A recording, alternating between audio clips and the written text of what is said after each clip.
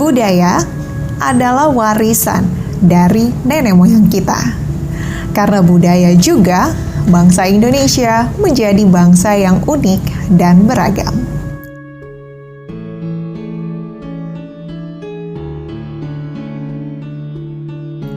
Sebagai masyarakat yang hidup dalam keanekaragaman budaya, kita patut memahami pengertian budaya agar semakin mencintai budaya yang kita miliki.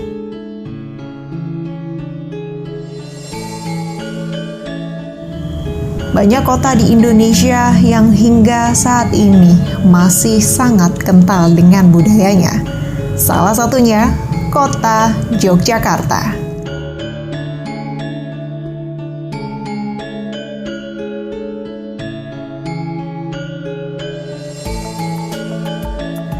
Yogyakarta adalah kota yang memiliki sejuta warisan budaya peninggalan dari nenek moyang, sehingga dijuluki sebagai kota seni dan budaya.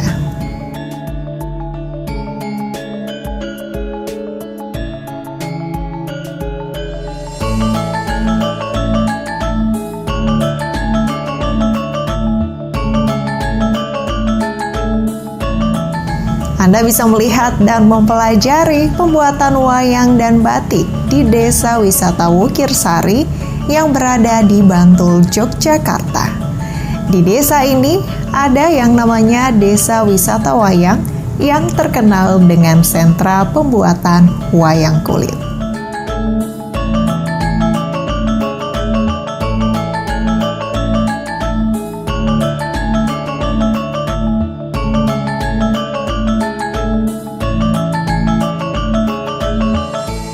Oke, jadi Paguyuban Wisata Wayang Wukirsari ini berdiri pada tahun 2014. Pada waktu itu ada beberapa tokoh yang jadi inisiator terbentuknya Paguyuban Wisata Wayang Wukirsari ini. Salah satunya adalah almarhum Pak Bayu Bintoro. Beliau adalah Kepala Desa Wukirsari pada waktu itu. Kemudian ada juga sesepuh desa pengrajin di Desa Wukirsari ini seperti Pak Suyono, kemudian Pak Sujiono, Bapak Dukuh, dan juga pengrajin-pengrajin yang lain seperti itu. Nah, di tahun 2014 itu kemudian ada BCA yang mereka sedang mencari desa wisata untuk dijadikan desa binaan BCA. Dan kebetulan mereka datang ke Wukirsari. Kemudian Pak Lurah dan juga para pengrajin diskusi untuk membentuk desa wisata. Tadinya sebelum terbentuk di tahun 2014 ini sudah ada paguyuban-paguyuban untuk membentuk desa wisata. Cuman belum berhasil. Nah, pada tahun 2014 ini dengan bantuan dari pemerintah Desa Wukirsari dan juga dari CSR BCA dapat terbentuk Paguyuban Wisata Wayang Wukirsari. Itu tahun 2014. Nah, pada awal berdirinya kami belum punya infrastruktur sama sekali untuk melakukan kegiatan desa wisata. Nah, pada waktu itu kami masih pinjem joglo pemerintah Desa Wukirsari.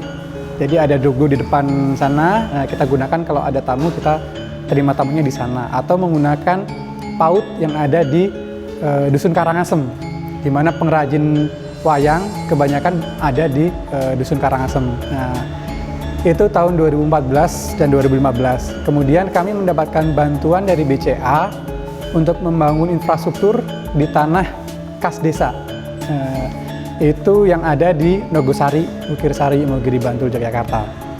Nah, setelah itu infrastruktur jadi 2016, itu kami baru punya joglo untuk menerima tamu. Belum ada fasilitas yang lain. Kami cuma ada joglo sama toilet. Belum ada kantor, belum ada macam-macam. Jadi masih terbatas infrastruktur yang kami miliki pada saat itu. Itu tahun 2016 kami mulai beroperasi di joglo yang baru di tanah kas desa. Terus semenjak itu kami melakukan kegiatan desa wisata di joglo wisata Wayang Wukirsari ini. Dan sampai sekarang ada bantuan yang berkelanjutan dari pihak pemerintah atau dari dan juga dari CSR BCA. Ada showroom itu dari Kementerian Perindustrian pada waktu itu, kemudian dari BCA juga baru saja selesai gedung pertunjukan amphitheater yang kami gunakan untuk tempat pertunjukan wayang, untuk sendera tari Gatot Kaca Kalajaya, dan juga kegiatan seni lainnya yang ada di desa kami yang siap untuk kami jual ke para tamu wisata, seperti itu.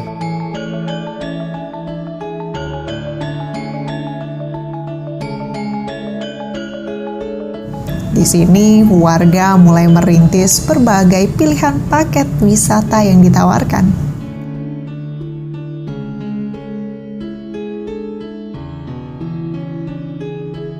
Jadi di tempat kami, basicnya adalah desa wisata berbasis budaya, yaitu wayang. Bagaimana membuat wayang dari proses awal sampai akhir. Nah, yang dapat kami sajikan waktu itu awalnya itu hanya dua, yaitu mewarnai wayang dan juga memahat wayang. Dua itu proses penting yang ada dalam membuat wayang. Waktu itu kita cuma ada dua paket wisata tersebut. Nah, lama-kelamaan kita berkembang, ada belajar memainkan wayang atau mendalang, seperti itu. Kemudian ada juga telusur kampung wayang. Kita jalan-jalan ke rumah para pengrajin wayang aslinya di daerah Karangasem. Kita jalan-jalan kaki dari sini, dari Joglo ke Karangasem.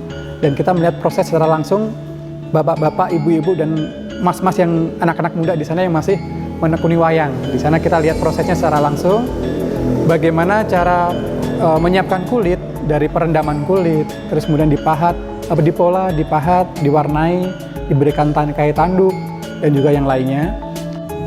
Wisatawan bisa belajar bagaimana membuat wayang dari proses awal hingga akhir. Dari paket tersebut, kemudian diperluas dengan telusur kampung wayang dari Joglo ke Karangasem, lokasi asli tempat perajin wayang tinggal. Untuk saat ini, dari tahun 19, sebelum tahun 98 tadi kita sampaikan sudah 1.300 sekian, itu dengan adanya tahun itu, tahun 98 ini di negara kita Indonesia dilanda oleh beberapa krisis, yaitu krisis moneter, krisis yang paling fatal adalah krisis kepercayaan, kemudian disusul dengan adanya bom Bali, kemudian disusul di negara kita, di tempat kita, lengsernya beliau Pak Harto itu. Jadi sangat kacau, dampaknya itu sangat signifikan, sehingga para pengrajin itu dari tahun 98 sampai 2000 sekian itu vakum, sehingga banyak yang alih profesi. Karena untuk mempertahankan kebutuhan untuk sehari-hari itu kira-kira 50%-nya itu alih profesi, dan sebelum tahun 2014 itu alhamdulillah masih ada kurang lebih 700 perajin. Nah, namun sampai saat ini itu masih juga bisa bertahan, namun mohon maaf dengan situasi seperti ini, kalau status pengrajin masih tetap, cuman sekarang untuk yang buat wayang ini sekarang ada yang alih profesi juga karena ada pandemi COVID ini, sehingga dari dunia pewayangan, seni budaya, dan pariwisata ternyata sangat terpukul yang sangat berat, sehingga banyak yang boleh kami katakan kolab atau alih kerjaan yang lain itu. Jadi saat ini kira-kira tinggal 300-an sekian. Iya.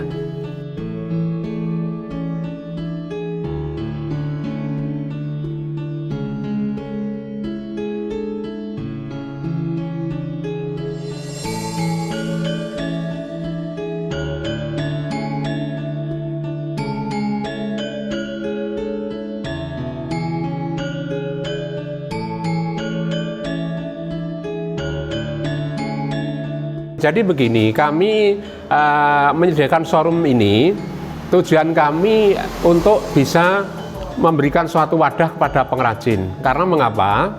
Bahwa pengrajin yang dari kampung saya ini mayoritas tempat tinggalnya itu ada di pinggir jalan, artinya tidak di pinggir jalan, sehingga banyak yang di tepi-tepi gunung sana. Harapkan kami menyediakan showroom ini untuk teman-teman kita yang punya barang itu bisa dipajang bersama di tempat kami. Jadi sehingga untuk karya-karya untuk pengrajin yang ada di Pucung ini nanti bisa di display di tempat showroom ini bersama-sama, biar nanti ada tamu yang mungkin bisa melihat dan sekaligus bisa menjual dan membeli. Jadi karena yang namanya rezeki itu semua sudah ada yang mengatur. Jadi dari beberapa pengrajin kita kumpulkan jadi satu di tempat showroom saya ini. Nanti tinggal pembelinya itu milih produknya siapa. Nanti kita kan ada kode-kode tertentu untuk menunjukkan bahwa ini produksi A, kan seperti itu. Jadi harapan kami showroom ini untuk kebersamaan dari pengrajin ini. Jadi itu tadi kami juga kalau yang rumahnya sudah dekat jalan mungkin nggak masalah, kita memikirkan ke yang di dalam-dalam. Itu harapan saya di situ untuk kami mengakses dan mengcover teman-teman kita, karena di sini saya disepuhkan saya menjadi ketua paguyuban pengrajinnya.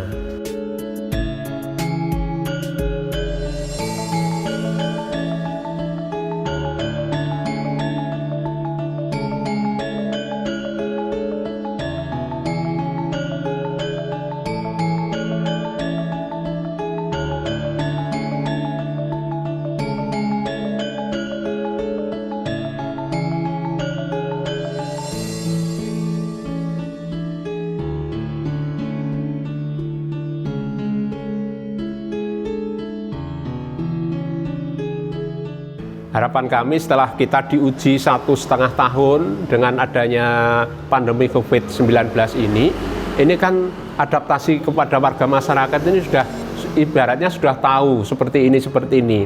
Kami harapkan untuk harapan kami, saya selaku pengrajin dan pengelola wisata wayang yang ada di Wukir Sari ini memulihkan, membuka kembali tentang objek-objek wisata, untuk tentang kegiatan-kegiatan masyarakat, namun sekali lagi tetap itu protokol kesehatan dilaksanakan seperti itu.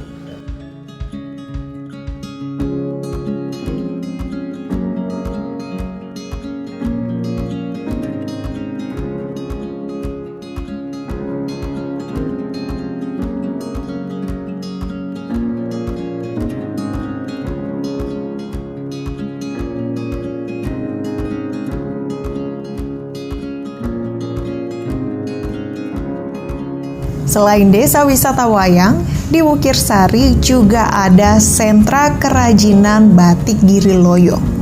Keberadaan batik Giriloyo merupakan sentra kerajinan batik tertua di Bantul, Yogyakarta.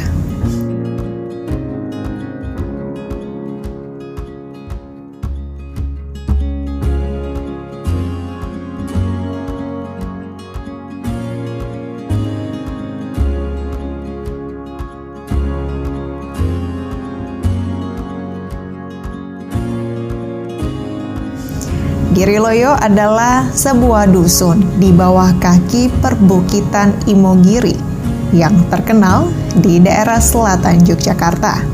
Karena disinilah raja-raja kerajaan Mataram Islam dimakamkan.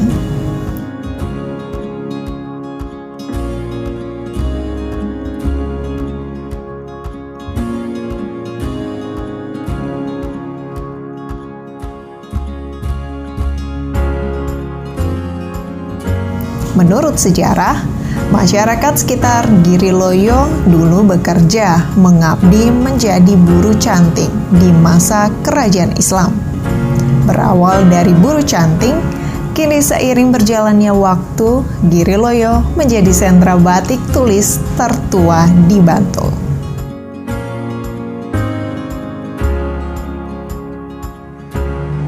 Desa Wukir Sari adalah salah satu magnet budaya di Kabupaten Bantul. Desa tersebut mempunyai banyak potensi budaya yang berkaitan dengan sejarah Keraton Mataram. Di sana terdapat kerajinan batik, kemudian juga ada tatah sungging atau pembuatan wayang dari kulit sapi. Nah, dengan potensi yang sangat beraneka ragam itu, Desa Wukir Sari menjual paket wisata budaya, edukasi, dan juga sejarah. Masyarakat yang berkunjung ke sana dapat bukan aktivitas sehari-hari yang dikerjakan oleh masyarakat seperti membatik, kemudian melihat tata sungging pembuatan wayang yang juga bisa dipakai untuk hiasan dinding, menikmati kuliner di sekitar pelataran parkir makam Raja-Raja Imogiri, ataupun berziarah ke makam Raja-Raja Mataram Imogiri, di mana di sana bersemayam pahlawan nasional Sri Sultan Hamengkubuwono ke-9, Sultan Agung, pendiri Kerajaan Mataram, dan juga kerabat keraton lainnya. Silakan datang ke Desa Wisata Wukirsari, Anda akan menikmati sensasi budaya Mataram yang terpelihara hingga saat ini. Lain Wukirsari, lain pula di Wanurejo. Desa Wanurejo berada di Kabupaten Magelang, Jawa Tengah. Desa ini merupakan desa wisata, budaya, dan kriya.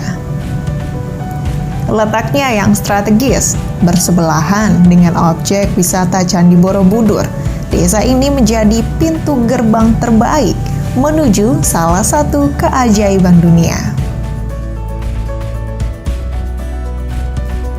Desa wisata ini menyuguhkan wisata yang berbeda dari lainnya. Wisatawan tidak hanya menikmati pemandangan alam saja, tetapi bisa belajar dari masyarakat lokal Wanurejo, seperti menari, membatik, menikmati lukisan. Bahkan bisa juga menikmati kopi olahan sendiri di Luwak Coffee. Tak ketinggalan di sini ada oleh-oleh khas Wanurejo, yaitu rengginan. Rengginan spesial Bu Yatin ini sudah ada sejak tahun 1996. Para wisatawan tidak hanya menjadi pembeli, namun bisa juga belajar membuat rengginan. Desa yang menyajikan berbagai keunikan suasana desa dan seni-seni Jawa, menjadikan desa ini sebagai destinasi wisata yang tidak pernah sepi oleh wisatawan, baik dari domestik maupun dari mancanegara.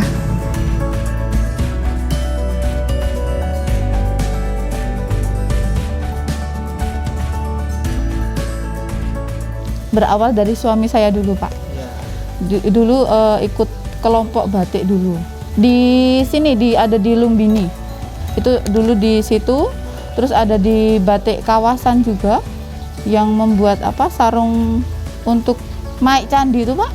Nah, itu dulu ikut di situ juga. Dan setelah itu baru mendirikan sendiri.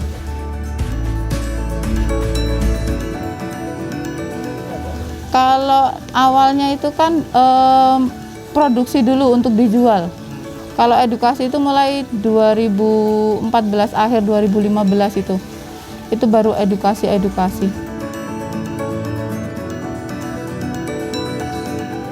Itu kalau sapu tangan kecil seperti ini nanti 25.000 sampai pewarnaan. Iya. Batik sendiri nanti boleh dikasih nama, nanti langsung diwarna, boleh langsung dibawa pulang.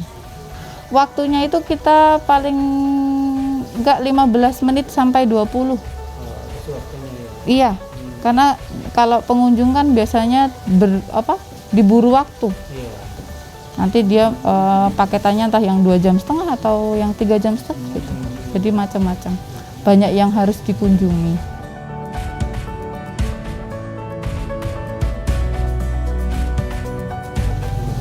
Kita nyediain 4 motif. Jadi ada gajah, ada bunga, ada kupu, ada stupa. Nah, itu kalau mereka mau yang kita sediain, nggak apa-apa. Tapi kalau misal dia mau gambar sendiri, boleh. Gitu. Jadi kalau dia mau berkreasi sendiri, mau gambar sendiri, boleh.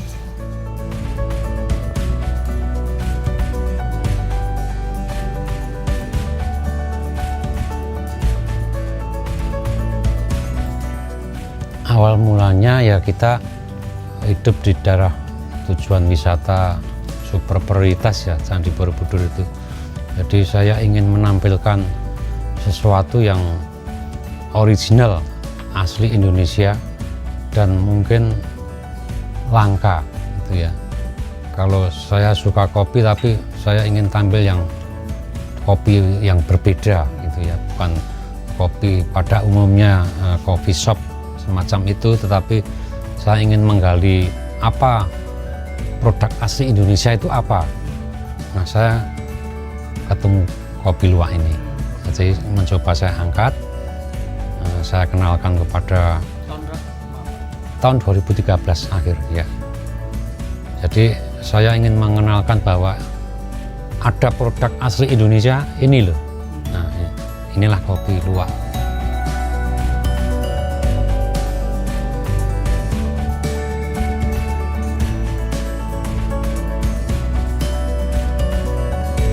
Pangsa terbesar ini kan dari manca, walaupun ya 50% lebih, 60% tuh. Walaupun dari domestik juga banyak, tetapi yang terbesar itu memang dari manca. Dari Eropa, dari Cina itu suka ya. Kalau dari Cina itu malah justru dia lebih royal, karena ada sebagian masyarakat di sana itu menganggap kopi luwak itu coffee ong, lucky drink, kopi keberuntungan. Mereka menganggap seperti itu.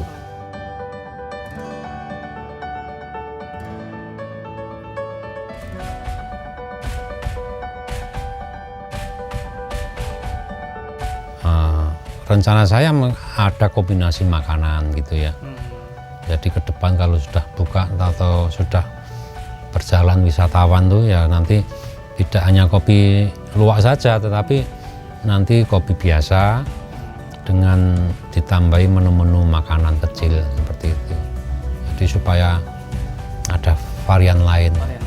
Karena kalau kopi luwak tidak terjangkau ya makanannya ya atau kopi yang biasa seperti itu.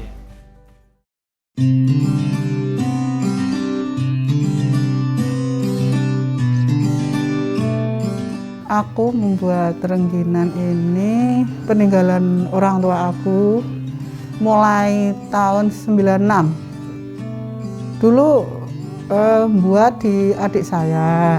Terus adik saya nyuruh saya suruh buat sendiri aja biar berkembang gitu. Terus saya buat sendiri, alhamdulillah. Pertama buat itu saya cuma 15 kilo. 15 kilo itu tak jual di pasar-pasar. Ya cuma praktek itu yang pada suka. Ya buat, aku kalau buat bayar berapa pun nggak usah. Gratis aja, soalnya rengginan itu kalau dibuat nggak jadi bisa diulang. Dikukus lagi, jadi aku bebas. Jadi tamu sukanya itu.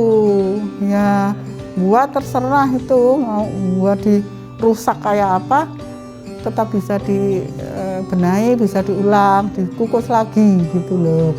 Kalau anak TK, playgroup itu kan anak kecil, SMP itu kan suka, soalnya kata ibunya, kamu itu jangan hanya makan, harus tahu di mana asal usulnya ini rengginan gitu.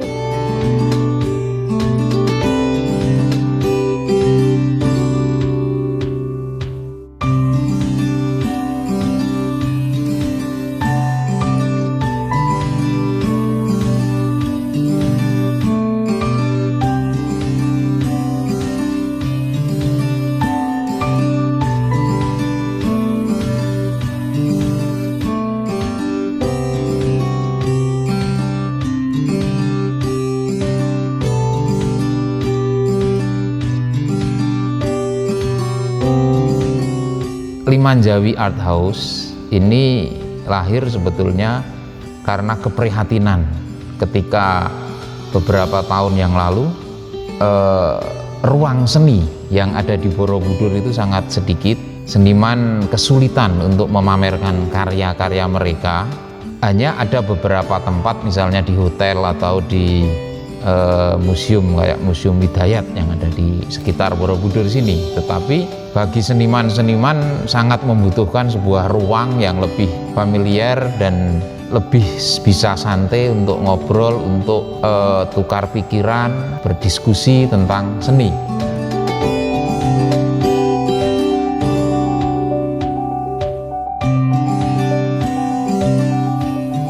Dan yang menarik bahwa memang Borobudur itu membutuhkan ruang-ruang seperti ini sebetulnya, karena Candi Borobudur yang dibangun oleh para seniman pada zamannya itu tentunya spirit itu kan selalu ada, dan kita sebagai pelaku seni yang saat ini bisa berbuat sesuatu, ya salah satunya ya kita melakukan aktivitas seperti ini, membuat ruang. Dan ini menjadi penting menurut saya, karena Borobudur sebagai pusat seni budaya dunia, dan Borobudur sendiri itu karya seni, dan itu karya seni rupa. Makanya banyak wisatawan asing, pecinta seni yang mereka selalu tanya, ketika nenek moyangnya aja bisa membuat seperti itu, anak cucunya membuat apa, kan gitu kan. Nah, ini bagian dari mungkin sedikit anak cucu Borobudur yang bisa menunjukkan ke dunia bahwa kita tetap berkarya walaupun dengan media yang berbeda.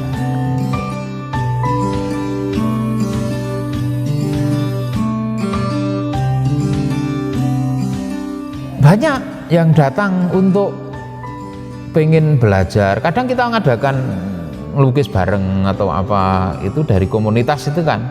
Dulu banyak ada. Kita juga punya ruang di pinggir jalan sana, dekat Jalan Balaputra Dewa itu, Sanggar yang komunitas seniman itu. Jadi kadang mereka yang dari sekolah-sekolah sekitar Borobudur itu ada yang ngajar, salah satu anggota dari komunitas kita.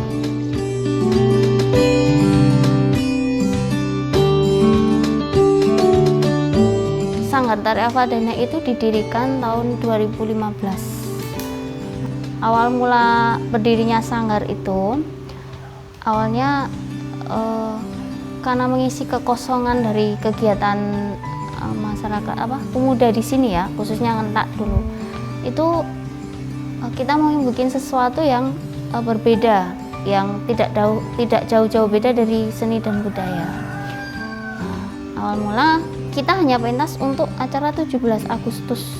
Iya, awalnya seperti 17 Agustus. Mulai dari itu banyak pemuda, itu khususnya juga anak-anak itu tertarik sekali. Kemudian kita mendirikan sanggar ini, dimulai dari Dusun Ngentak dulu, kemudian Wanurejo, kemudian sampai sekarang kita memiliki beberapa siswa, beberapa murid itu sampai keluar Wanurejo, Mundilan ada, kemudian Magelang Kota juga banyak, dan berdirilah Sanggar Tari Avadana. Di sanggar sendiri kita memberikan paket edukasi, jadi edukasi wisata. Jadi mengedukasi wisata melalui seni dan budaya. Nah, kita juga memberikan beberapa paket. Yang pertama adalah paket belajar gamelan, paket belajar menari, kemudian traditional clothes, pakaian tradisi, pemakaian pakaian tradisi.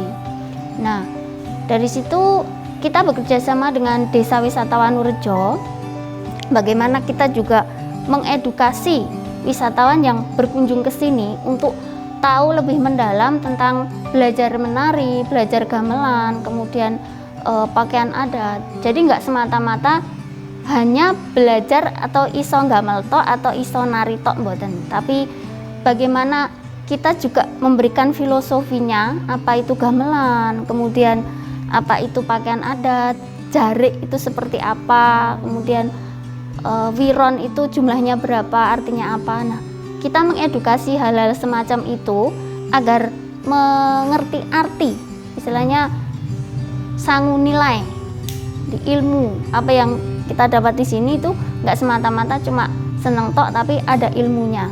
Jadi memang kita bekerja sama dengan Desa Wisata Wanurejo itu untuk mengedukasi, wisata edukasi.